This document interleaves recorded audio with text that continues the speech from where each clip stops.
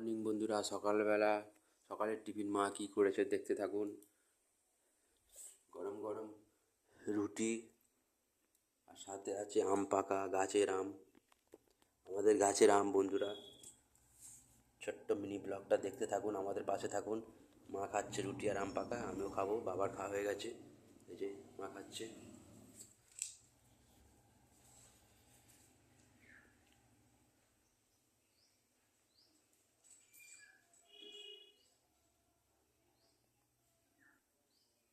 একজন গামছা পরে বসে আছে, কি দেখছে কে জানে।